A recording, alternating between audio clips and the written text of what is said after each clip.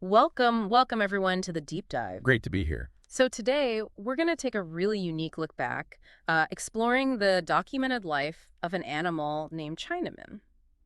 Now, he's a central figure in a world that, well, for many people it's pretty obscure, and let's be upfront, it's often deeply controversial. Absolutely.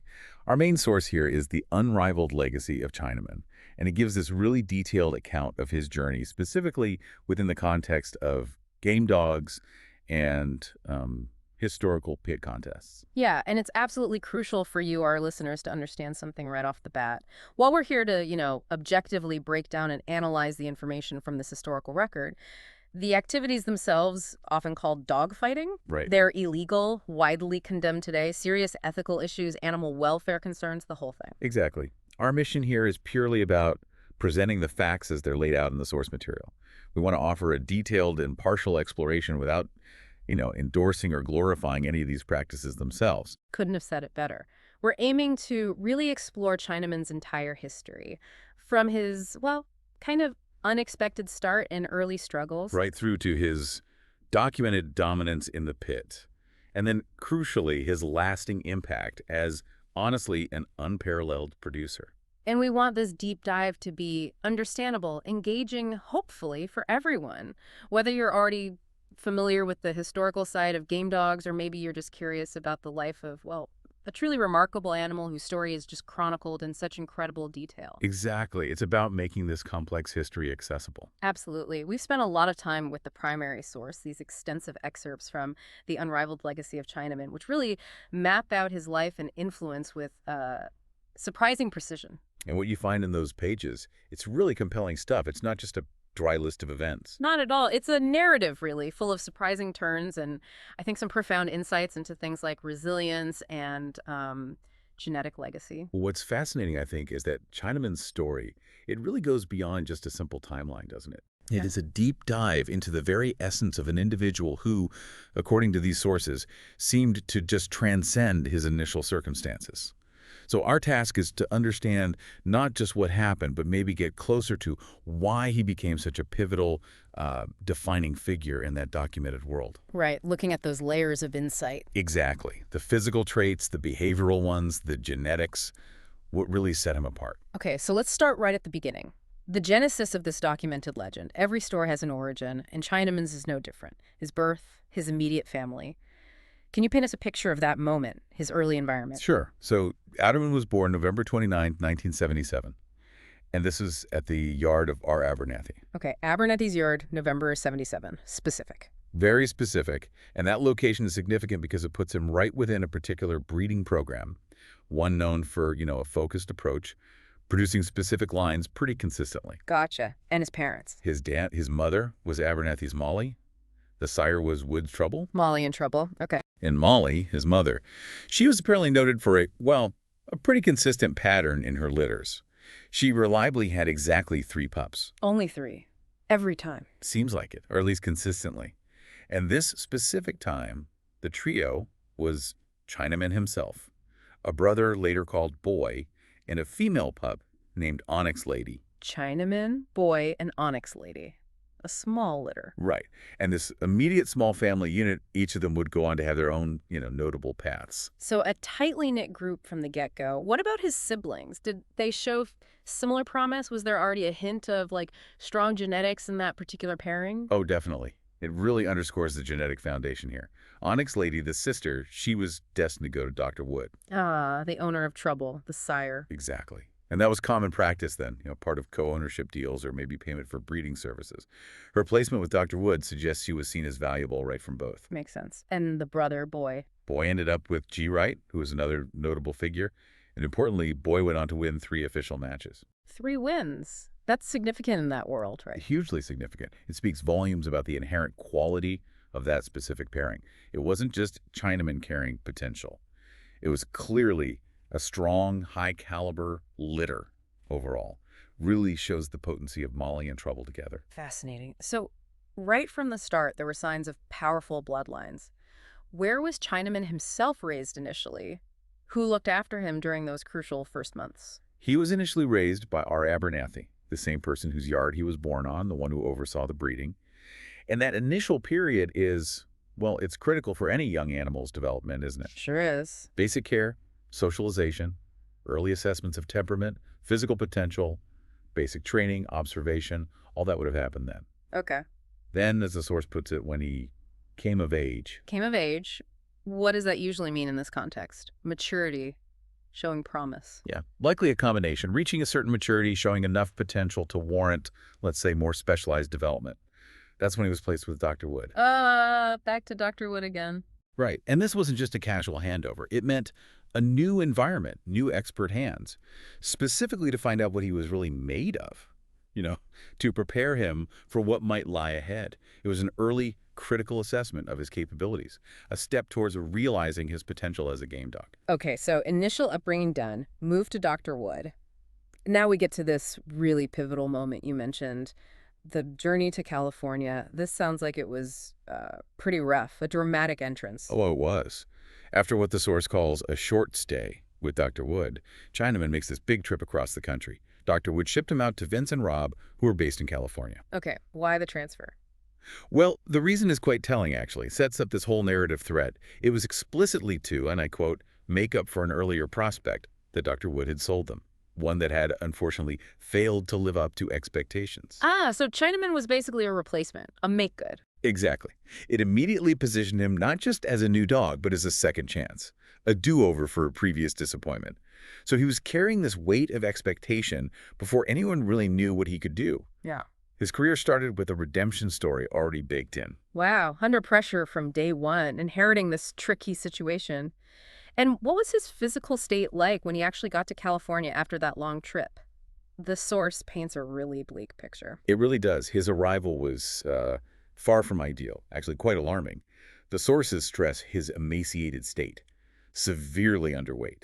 And not just thin, he was full of hookworms and roundworms. Oh, man. So this wasn't some prime specimen arriving ready to go. This was an animal in significant distress, needing immediate, serious medical help. How underweight are we talking? To put it in perspective, he weighed only 42 pounds on arrival. 42 pounds? Yeah. And this was a full 4 pounds below his eventual ideal match weight of 46 pounds. For a dog this size, that's a huge deficit. So this initial physical disadvantage is crucial. It really highlights the incredible transformation he had to make and just how much he had to overcome right from the start. He wasn't given an easy path. He literally had to fight for his health before anything else. That's a really stark image. A dog arriving sick, underweight, needing urgent care. So Rob, one of the guys who received him, he tried to help him right away. He did, yeah. Rob saw the state he was in, clearly needed recovery, so he focused on rehabilitating him. Put him on a long cable run that's a pretty standard method for conditioning recovery for these dogs. Yeah. Lets them build strength, stamina over time. Makes sense. Standard procedure. But Chinaman's reaction to this care was, well, profoundly unexpected and honestly pretty shocking. What happened? The source just states it kind of rawly. He thanked him by biting him. He bit him, the guy trying to help him. Yep. And this wasn't just a little nip, It's a critical detail. It reveals this raw, maybe untamed, fiercely independent temperament early on, even in that weakened state. It suggested he wasn't just a sick dog. He was a sick dog with this formidable, unyielding spirit inside. That act immediately set a tone, showed a complex personality under that fragile exterior. Incredible. A bite right out of the gate from a dog that sick. That's a powerful, almost defiant thing to do. So what was the fallout? How did that lead to Vince? Well, understandably, after getting bitten by the dog he's trying to nurse back to health, Rob made a pretty quick decision. Can't blame him. He shipped Chinaman straight over to Vince. And this is where the story takes a really remarkable turn. It highlights this almost instantaneous connection. The source just says it was love at first sight. Love at first sight. Between Vince and this dog that just bit someone. Apparently so. This rapid shift, especially after that aggression, it really highlights maybe Vince's unique ability to connect with this specific dog, or maybe his intuition about the temperament he was dealing with.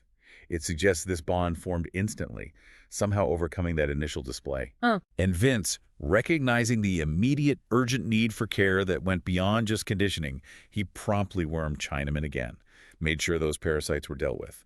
No hesitation. Good. Address the root cause. And then, with what seems like almost audacious confidence, Vince scheduled Chinaman's first roll, his first test match. Already. While he's still recovering. Yeah. It showed Vince's immediate belief, his readiness to see what Chinaman really had, believing he saw something profound in this very challenging animal. Bold. What's truly fascinating here, though, is how these early struggles, the severe physical disadvantages, they didn't break him. Instead, they almost seem to have inadvertently set the stage for him to show his innate grit, this unbelievable resilience. Yeah, arriving in that state. Exactly. Emaciated, riddled with parasites, yet almost right after getting proper care from Vince, he's put to the test. It really makes you ask, how much does environment like Vince's care and that unique connection, how much does that shape raw talent? Yeah. And how much is just intrinsic, already deep within the animal's genes and spirit? That nature versus nurture question again. Right. His immediate willingness to engage fiercely in a test, despite the past trauma, still recovering, it suggests something incredibly powerful, an inner fire that maybe only Vince recognized and could ignite. It's a testament to both maybe the power of care and the unyielding nature of inherent ability. That's a great point. Makes you really wonder what was simmering under that rough exterior. And speaking of tests, that first roll against you, Ceasar, sounds like a real baptism by fire. Started from another bad spot, right? Tell us about that first crucial encounter. Oh, it was absolutely a trial by fire, designed to push him right to his limits. Mm. And yes, Chinaman started at yet another significant disadvantage. How so this time? Well, just to get to this roll, Vince and Rob had this grueling 3-hour drive. 3 hours in a car isn't fun for any dog, let alone one recovering. Exactly. For Chinaman, already recovering from severe neglect, the stress of the journey itself was immense. The source says it left him nauseated and dehydrated even before he entered the pit, significantly compromised. Then the opponent. He was pitted 10 pounds uphill, meaning Ceasar, his opponent, was significantly heavier, bigger than Chinaman's ideal weight. 10 pounds is a lot in that context. It is. And Ceasar was described as a powerful red dog, a big dog, clearly an imposing figure, a champion known for strength and dominance. The deck was stacked against Chinaman in almost every way imaginable. So he's sick, still underweight probably, nauseous from the drive, facing a much bigger, powerful champion. Sounds like a recipe for disaster, a total mismatch. What happened right at the start? Initially, it was exactly that, just devastatingly one-sided. Ceasar, using his size and strength, well, the source vividly says he proceeded to mop the floor with him. Oof. Mop the floor. Yeah, implies brutal, overwhelming dominance early on. Chinaman was clearly outmaneuvered, struggling, seemed totally outmatched. You can almost picture the skepticism watching this apparently outclassed, unwell dog getting hammered. It looked dire, probably reinforced the idea he might just be another failed prospect. But knowing his story, that couldn't have been the end. There had to be a turnaround, right? How did he flip the script from such a bad spot against a champ? This is precisely where Chinaman's unique style and just sheer, almost unbelievable resilience started to show powerfully, as Ceasar, the bigger dog, inevitably started to tire a bit from that initial onslaught. Right, bigger dogs can gas out sometimes. Chinaman found his opening. And he didn't just hang on defensively. He shifted his strategy with remarkable precision. The source says he went to the stifles and punched very hard. The stifles, the back leg joints, right? A crippling attack. Exactly. Targeting them severely limits mobility and power. And this specific focus, this deliberate damaging attack, even while Chinaman was still nauseated and underweight, showed this incredible mix of toughness and tactical smarts. Amazing. The source says he came up from the bottom to bite down and stop Ceasar at 28. 28 minutes. This stunning turnaround from being totally dominated to not just holding his own, but stopping a powerful champion in 28 minutes. It was a clear, undeniable signal. Something truly exceptional was there. The first real glimpse of the champion he'd become. Unbelievable. To survive that and come back to finish a champion under those conditions, astounding. And then, almost right away, another huge test. The second roll, against a dog named Doc. What was Doc's reputation? The stakes sound high for this one, too. Yeah, Doc was no joke. Not an ordinary opponent at all. He was widely recognized, deeply respected as a wrecker. A wrecker? What does that signify? That term isn't used lightly. It implies a dog known for destructive capability, a formidable adversary known for quickly incapacitating opponents. Okay, serious business. And the stakes for Chinaman were explicitly high. The agreement among those watching was, if he could hang with Doc for even 10 minutes, Chinaman would be worth a bet. Just 10 minutes. Yeah, just surviving 10 minutes against Doc was considered proof of potential, a sign Chinaman might be truly valuable. Shows you the kind of challenge Doc presented. It wasn't even about winning at that point, just proving he belonged, that he could withstand the assault of a proven destructive force. So Doc, living up to that wrecker name, came out hard, trying to dominate right away. What happened when they met? How did Chinaman handle that aggression? Oh, yeah. Doc definitely lived up to his reputation initially. He came out hard and slammed Chinaman into the corner and tried to trade with Chinaman. Trading means going blow for blow, right? Power against power. Exactly. Direct, forceful, head-on. Typical wrecker style, trying to overwhelm with sheer power and aggression, test his resolve from the first second. But that aggressive, head-on approach, the source notes, with a bit of dramatic irony, it was a big mistake. Uh-oh. Why? What did Chinaman do? Chinaman's response was swift, brutal, and utterly decisive. He hit the gut and incapacitated the doctor in his own living room in 17 minutes. 17 minutes against a wrecker. Yep. This shocking outcome, the complete and swift defeat of a highly respected wrecker in his own territory, no less, it transformed Chinaman. He went from promising prospect to, like, an undeniable force of nature, an incredibly decisive, devastating victory. Sent a clear message about his unique, terrifying effectiveness. Here's where it gets really interesting. That's a clear signal, isn't it? This dog was something special. It absolutely was. And this specific fight against Doc, it really begs the question, what kind of intrinsic drive, what inner fire lets an animal not only overcome repeated physical adversity, underweight, nauseous, slammed into a corner, but then dominate so quickly and brutally? Yeah, where does that come from? If you connect it to the bigger picture, it points to an exceptional, maybe unique mix of formidable physical attributes, sure, but maybe more importantly, unparalleled mental fortitude. The will to win. A relentless will to win. An almost strategic intelligence in the heat of battle. That allowed him to spot and exploit weaknesses like that gut shot, leading to such devastatingly efficient, rapid finishes. His ability to turn what looked like a disadvantage into a chance for a decisive counter, truly remarkable. So, with those defining early trials done, Chinaman's clearly on this unstoppable path, building a reputation for power, efficiency. He moves into his first 2 official matches. What kind of dogs did he face there? How did he do against established competition? For those first 2 official matches, he was hooked into respected head dogs. Head dogs, meaning they go for the head and front end. Generally, yeah. Known for control, maybe defense, working the front. These weren't pushovers, chosen for their reputation, skill, proven ability. The expectation among some, especially those familiar with the game, was that these experienced dogs might be able to weather the storm and challenge the killing, stifling gut dog. They knew his reputation already. They knew about the stifles and gut attacks. Right. They hoped maybe these dogs could handle it. But, just like in the roles, neither of these respected head dogs lasted to the half-hour mark with Chinaman. Wow, under 30 minutes again. Yep.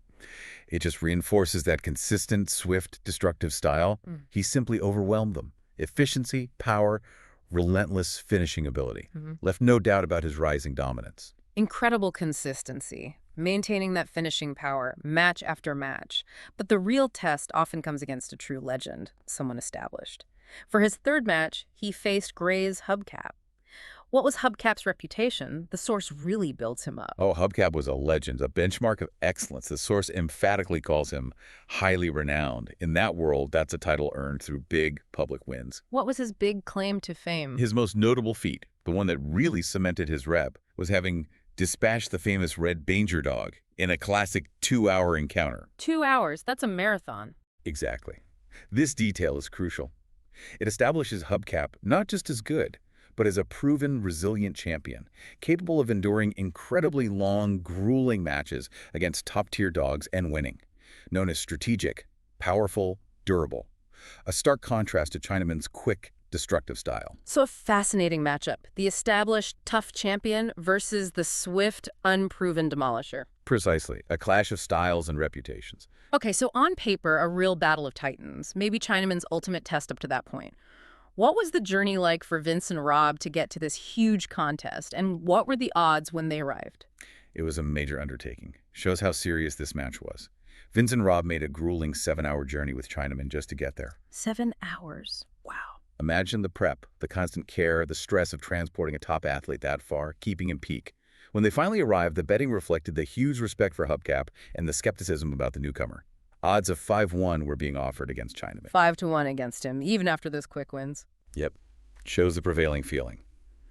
Massive respect for Hubcap, the established champ. Chinaman, despite those earlier victories, was still seen by many as the underdog against a legend. The money, the faith, was initially on Hubcap. But knowing Chinaman's track record, something must have shifted dramatically once they started, right? Did he immediately change people's minds in the betting? Absolutely. Yeah. The source highlights this really dramatic moment, a visceral shift in perception right as it happened. The betting line changed dramatically after the dogs were released. Instantly. Pretty much. It signifies his immediate, overwhelming impact. From the very first seconds, his raw presence, his explosive power, maybe just the way he moved. Yeah. It instantly conveyed this immense, undeniable force. Before a minute passed, those 5-1 odds probably just evaporated, shifted rapidly, decisively, as people saw something special, maybe terrifying, unfold. The money quickly followed Chinaman, a palpable change in the perceived direction of the fight. And how did the fight actually end? Against such a renowned, tough opponent known for endurance? How did Chinaman win? It was another stunning display. Chinaman's characteristic swiftness, overwhelming force, his signature style. He didn't let Hubcap settle into that long, grueling fight he was known for. No, he pressed the action. Totally. He drove Hubcap into the corner on his back. A dominant, debilitating position completely neutralized Hubcap's ability to counter, maneuver, attack. Just suffocating, relentless offense. And the match ended with incredible speed, just 18 minutes later. 18 minutes. Yeah. Against the dog that went 2 hours. 18 minutes. This rapid, decisive victory against that caliber of opponent. It was the definitive moment, not just a win. It was a statement, rewrote the expectations for anyone facing him. Okay, let's just pause on that. 18 minutes. That's stunning. What was supposed to be his toughest test. So at that point, was he officially crowned? Not just a winner, but the undisputed champion. Yes, unequivocally. The source states it plainly. Finally, Hubcap was a memory, and Chinaman was proclaimed a champion and best in show. Champion and best in show. Right. Marked his official ascent. Not just a match winner, but the undisputed top dog in his weight class. Champion confirmed. Best in show. Speaks to his overall quality, the profound nature of the victory, the impact on everyone there. Solidified his legend, cemented his reputation as this truly formidable, almost unbeatable force. Truly remarkable. So what is that kind of absolute dominance, winning so fast, so decisively against the best? What does that lead to in a competitive world like that? Well, paradoxically, it leads to a profound lack of challenges. Yeah. Once Chinaman established that level of undeniable, rapid, destructive dominance, something really remarkable happened. Suddenly, no one had a 45, 46-pound male. Just nobody. It's not a coincidence. It's a direct reflection of his fearsome reputation. He was so utterly dominant, so consistently destructive, so efficient. Potential opponents just vanished. The source drives it home. Respectable dogmen avoided him like the plague. His very existence at that weight created a void, an era of unchallenged reign. It was this silent admission of his supremacy, a recognition that facing him risked not just defeat, but utter devastation, demoralization. He scared off the competition. Pretty much. He changed the game at that weight. This raises an important question, doesn't it? How success, especially that kind of overwhelming success, can paradoxically lead to fewer direct challenges. It really does. If you connect it to the bigger picture, it vividly shows how one individual's exceptionalism can completely disrupt a whole system. Yeah. When one entity is just so far beyond the curve, so consistently superior, the competitive landscape itself changes. The incentive for others to even try diminishes drastically. Chinaman didn't just win matches. He fundamentally altered the market, creating a vacuum through sheer, terrifying prowess. That period of avoidance, it's as much a testament to his dominance as his actual victories. That's a fascinating consequence. So good, he ran out of willing opponents. But every champion, no matter how great, eventually faces the test of time, of age. The source mentions one final challenge when he was 7 years old. What was the setup there? Who dared to take on the aging champ? Indeed. Even with nobody rushing to step up, he faced one last significant test, one that really sought to defy the natural course of his career. When he was 7, which is a considerable age for a game dog, usually past their peak, You're right, getting up there. a specific group of determined fellows took very intentional, costly action. They bought an expert head dog from R. Jackson specifically just to take out the aging Chinaman. Wow, bought a dog just to beat him. Exactly. This wasn't casual. It was deliberate, well-funded, strategically planned. An attempt to finally dethrone the veteran champ, break his long reign, sets up that classic narrative. The aging master versus the new, skilled, motivated challenger, a generational clash. So this Jackson dog was handpicked, meant to exploit any vulnerabilities age might bring. Did it have the chops? Was it a real threat? Absolutely. The source acknowledges the dog from Jackson showed a lot of ability. This wasn't some inferior dog thrown in there. This was an animal with genuine skill, specifically bred, trained maybe, to counteract Chinaman's known style and leverage any perceived slowing down due to age. A serious, calculated attempt, then. Definitely. By a determined group trying to finally bring down the legend, which makes Chinaman's performance even more impressive. He wasn't facing a weak challenger, he was facing a legitimate threat. And despite being 7, facing the skilled, purpose-bought challenger. Yeah. What was the outcome? Did age finally catch him? Or did he defy expectations one last time? Not at all. Despite being 7, well past prime for most, Chinaman's athlete's caliber was just too much for the younger, skilled dog. His inherent athleticism, his strategic mind, his raw, enduring power. It hadn't diminished enough. So what happened in the match? Chinaman worked past his defenses and curred him out in 38 minutes. Curred him out. What does that mean exactly? To cur a dog, in this context, means to completely break its spirit, its will to fight. Makes it unwilling or unable to continue. It's a definitive, often irreversible psychological defeat, not just physical. So a total shutdown. Exactly. And while this was, notably, Chinaman's longest match on record, 38 minutes, the outcome was, as the source flatly states, the same as always. He destroyed everything in his path. Wow. Even at 7. This incredible consistency, absolute dominance, even into his veteran years, it just solidified his legend right to the end of his performing career, showed his spirit, his ability were truly something else. Just incredible. A true legend who seemingly never faded, maintained that power, that will throughout his whole career. Okay, we've covered his unbelievable performance. Let's talk about the anatomy of this phenomenon. What were Chinaman's defining characteristics as a performer? Physically, strategically. What made him so unparalleled? Well, for everyone who actually witnessed his matches, he carved out this reputation. Yeah. One of the roughest ever and a true finisher. Rough and a finish. Okay. Speaks to both immense aggression and that unwavering, relentless ability to close the deal decisively. When you dig into his specific attributes, the sources paint this vivid, almost contradictory picture of his physical prowess. How so? According to some scientific tests done back then, he had the air of a greyhound. Air of a greyhound, meaning speed, agility. Exactly. Points directly to incredible speed, agility, overall athleticism.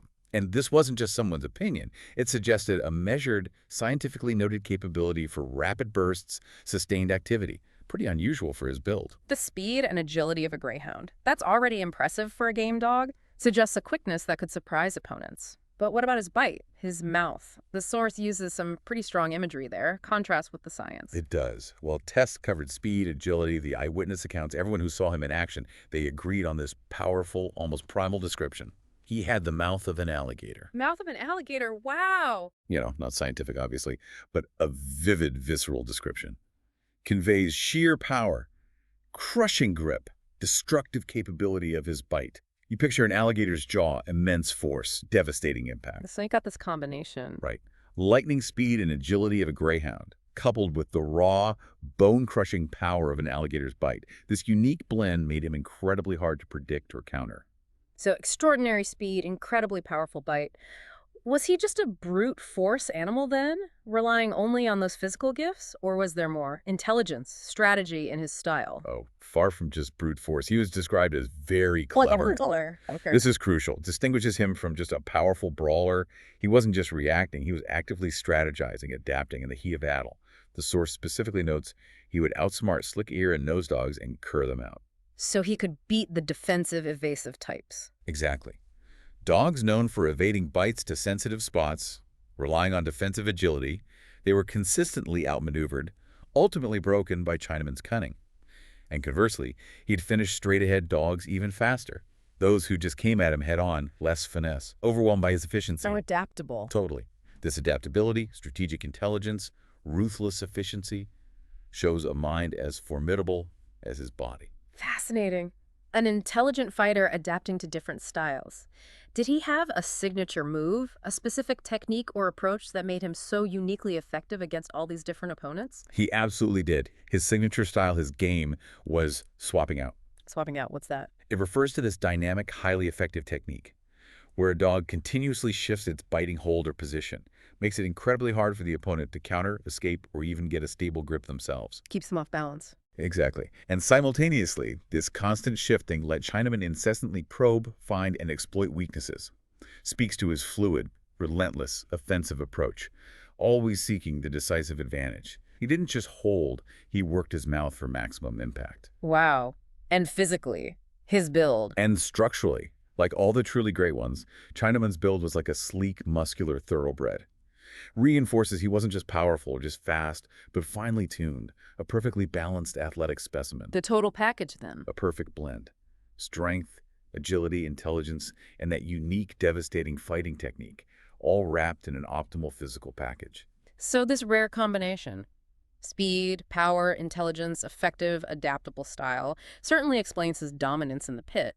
But his documented legacy goes even further, right? Beyond his performance as a fighter, what about his enduring impact as a producer, as a sire? This is where Chinaman's story becomes truly extraordinary. Arguably even more significant than his astounding fighting career, his impact as a producer, as a sire of future generations, absolutely foundational in the historical context of game dogs. Foundational? How so? The source explicitly states, the Chinaman name appears in many of today's pedigrees, emphasizes his pervasive, lasting genetic influence across multiple generations.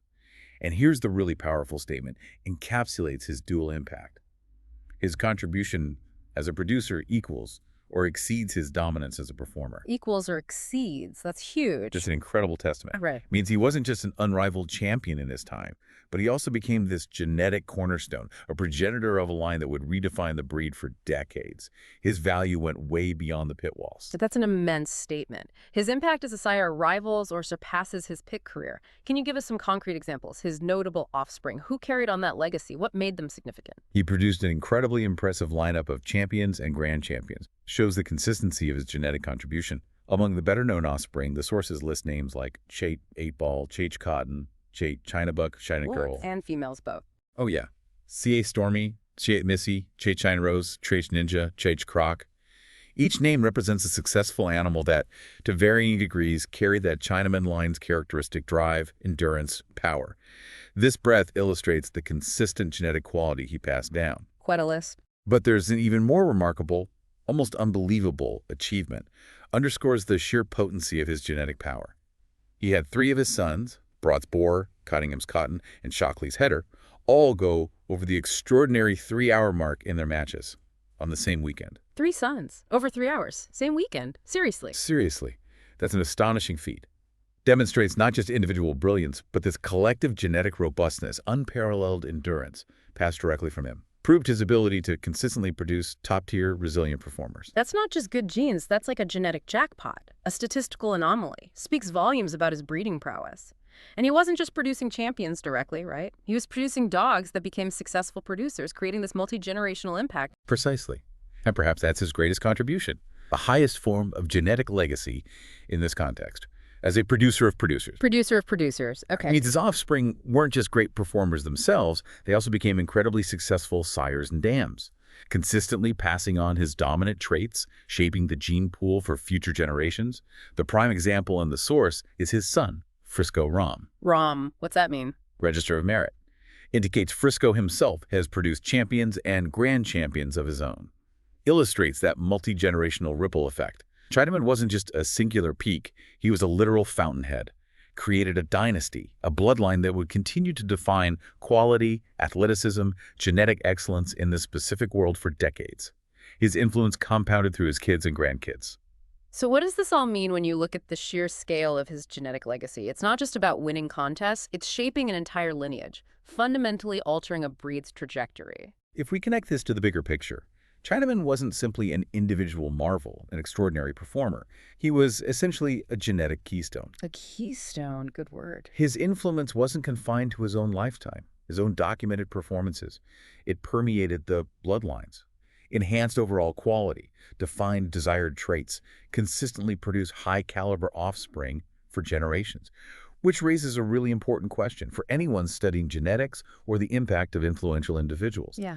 What specific, unique elements of his genetic makeup, combined with his individual physical traits, that remarkable mental fortitude, would allow him to consistently produce such high-caliber offspring, Not just males, but females who became exceptional producers too, defining a lineage that would shape the breed for generations. It speaks to this rare combination of dominant, highly heritable genes and the uncanny ability to pass them on with such high fidelity, creating a truly enduring, profound legacy. And there you have it, a truly extraordinary deep dive into the documented life of Chinaman. From, well, a scrawny, worm-ridden pup who, by one account, bit the hand trying to help him. Right. He transforms into this unrivaled champion who just ran out of opponents, and ultimately becomes a foundational sire whose bloodline, continues to shape the game dog world to this day, making his name synonymous with unmatched performance, genetic superiority in that historical context.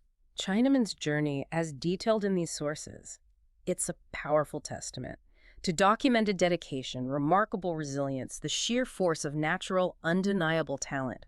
It's a compelling story, overcoming immense initial odds, dominating his field completely, and then, maybe even more impressively, leaving this indelible mark through his progeny. Yeah.